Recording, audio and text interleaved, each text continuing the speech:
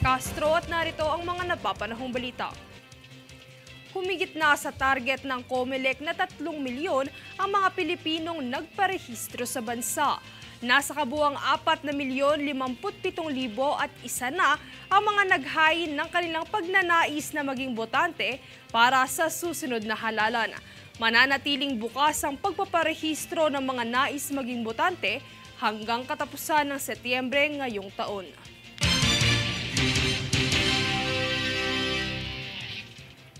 Upang maiwasan ang pagdami ng bilang ng mga biktima ng TASCAM, ay nagbigay payo ang Philippine National Police Anti-Cybercrime Group o PNP-ACG sa publiko. Atin niyang tuklasin mula kay Danisa Lopez.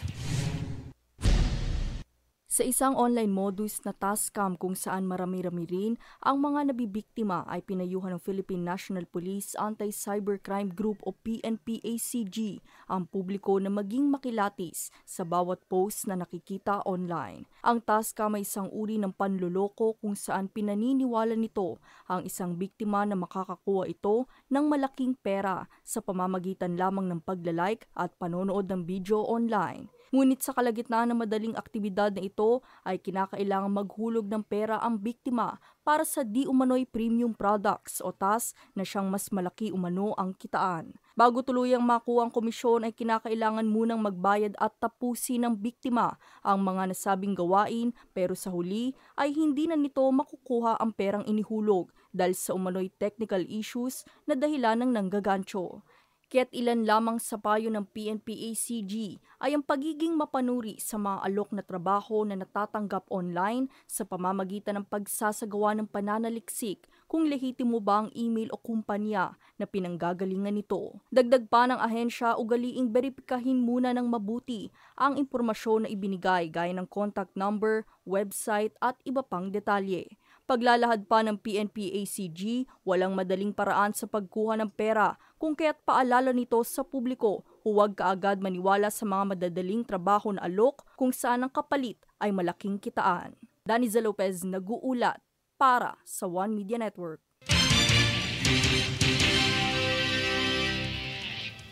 Isa lamang ngunit tumagal ng 310 minuto o katumbas ng 5 oras at 10 minuto ang volcanic tremor sa Bulkang Taal nitong linggo. Bago pa man ito, nauna na rin naitala ng Philippine Institute of Volcanology and Seismology of PHIVOLCS ang 2 minor phreatic eruption sa Taal noong Sabado ng hapon.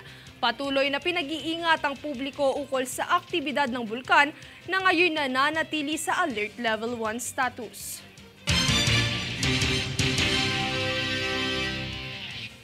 Kami ang boses ng pagbabago. Ako si Princess Castro at ito ang News Force. Sa ulo ng mga balita, NAIA, hinihikayat ang mga biyahero na gumamit ng face mask, bunsod ng tumataas na kaso ng STSS sa Japan. 5 oras na volcanic tremor at phreatic eruptions na itala sa Bulkang Taal.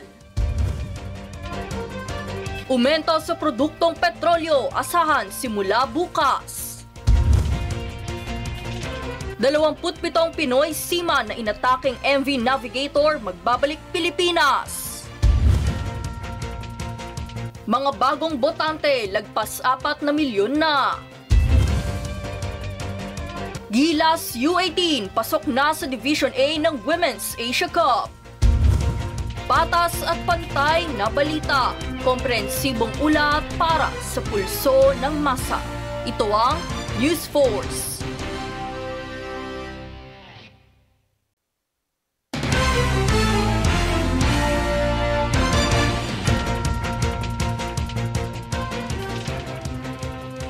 Ako si Princess Castro at narito ang mga napapanahong balita.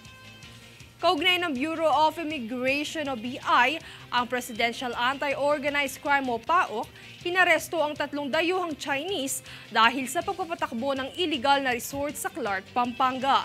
Ayon sa ahensya, ang mga arestado ay kinilala bilang sina Wang Sushen, Shen Xiangfang at Wang Zaicheng na inaresto sa Fontana Leisure Park at walang maipakitang legal na dokumento.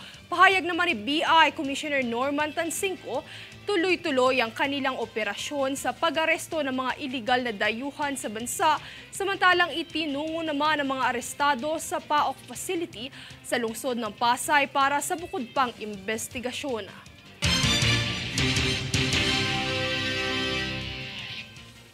Ikaw ba'y naghahanap ng mga panuntunan para maging maayos ang paggastos ng pera? Huwag nang mag-alala dahil may mumukahi ang Bangko Sentral ng Pilipinas upang makatipid sa paggunita ng Savings Consciousness Week. Jade Buhoy para sa balita. Simula noong katapusan ng Hunyo hanggang ika-6 na araw ng Hulyo ngayong taon, isinusulong ng Bangko Sentral ng Pilipinas o BSP ang mga responsableng paraan sa paggamit ng pera. Ang paraang ito ay alinsunod sa paggunita ng Savings Consciousness Week kung saan ibinabahagi ang tamang paggastos ng pera. Nariyan ang paglalaan ng ipon sa bangko, paggamit ng mas murang paraan ng transportasyon, pagtitipid sa mga bilihin, pagbabawan ng pagkain at hindi pabugso-bugsong pagbili ng mga gamit na hindi kinakailangan. Bahagi din ito ang Money Mindfulness Method na kung saan isinusulong ang matalinong desisyon sa paglalaan ng pera, tulad ng pagmumuni-muni o pinag-iisipang aksyon kung nararapat bang paggastusan ang isang bagay alinsunod sa iyong kasalukuyang financial goal. Jade Buhoy, nag-uulat para sa One Media Network.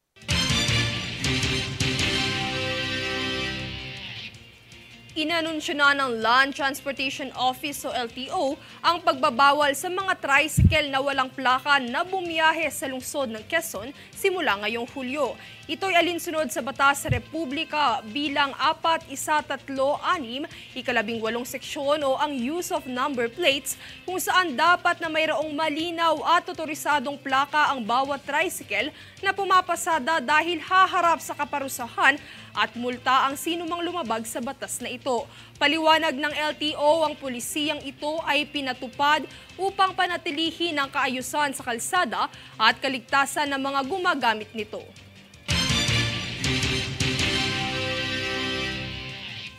Kami ang boses ng pagbabago. Ako si Princess Castro at ito ang News Horse. Sa ulo ng mga balita. NAIA, hinihikayat ang mga biyahero na gumamit ng face mask, bunsod ng tumataas na kaso ng STSS sa Japan. 5 oras na volcanic tremor at phreatic eruptions na itala sa Bulkang Taal. Umento sa produktong petrolyo, asahan simula bukas. 27 Pinoy seaman na inataking MV Navigator magbabalik Pilipinas. Mga bagong botante, lagpas 4 na milyon na. Gilas U18, pasok na sa Division A ng Women's Asia Cup. Patas at pantay na balita, komprehensibong ulat para sa pulso ng masa. Ito ang News Force.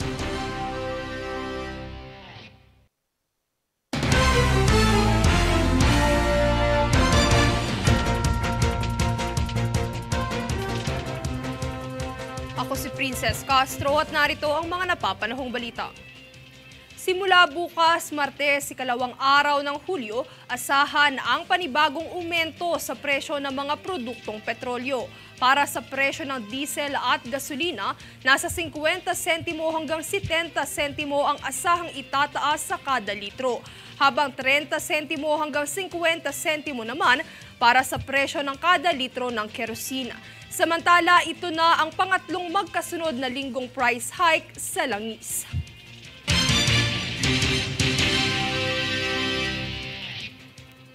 Hangad ni Senador Raffy Tulfo na magpakita na ng personal ang sinumang magre-renew ng kanilang sasakyan sa mismong tanggapan ng Land Transportation Office o LTO upang mabilis na matukoy ang pagkakakilanlan sakaling sangkot ang sasakyan sa isang krimen o aksidente. Yan ang balitang hatid ni Danisa Lopez.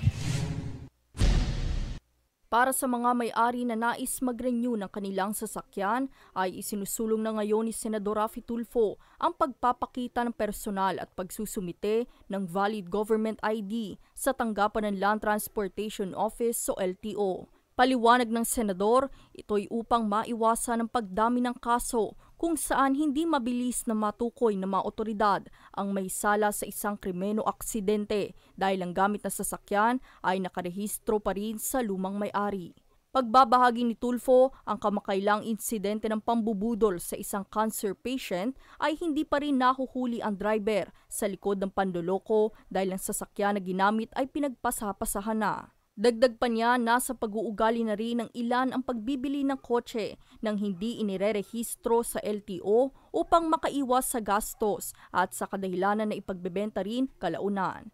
Kung kaya't magiging bahagi rin ng panukalang batas na isinusulong ni Tulfo ang pagpaparehistro kaagad sa LTO dahil ang sasakyan na hindi narehistro 10 araw mula sa date of purchase nito ay mai-impound. Hinikayat naman ng senador ang mga bumibili ng second-hand na sasakyan na irehistro ito sa LTO para hindi rin maabala sakaling sangkot ang sasakyan sa krimen o aksidente.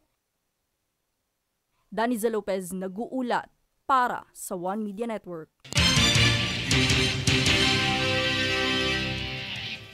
Sa larong pampalakasan, pasok na sa Division A ng Women's Asia Cup ang Gilas Pilipinas Under-18 team matapos dominahin ang Division B ng FIBA U18 Women's Championships. Sa nagdaang kampanya nito sa Shenzhen, China, dinaig ng pambansang koponan ng bansang Lebanon sa score na 95-64. Bagamat aabante na sa susunod na dibisyon, ay hindi pa rin nagpapakampante ang Gilas at puspusa na paghahanda ng young squad para sa susunod nilang laban.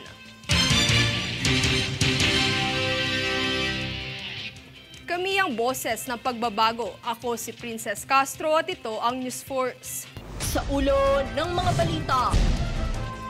NAIA, hinihikayat ang mga biyahero na gumamit ng face mask bunsod ng tumataas na kaso ng STSS sa Japan. 5 oras na volcanic tremor at phreatic eruptions na itala sa Bulkang Taal. Umento sa produktong petrolyo, asahan simula bukas. 27 Pinoy seaman na inataking MV Navigator magbabalik Pilipinas. Mga bagong botante, lagpas 4 na milyon na. Gilas U18, pasok na sa Division A ng Women's Asia Cup. Patas at pantay na balita, komprehensibong ulat para sa pulso ng masa. Ito ang News Force.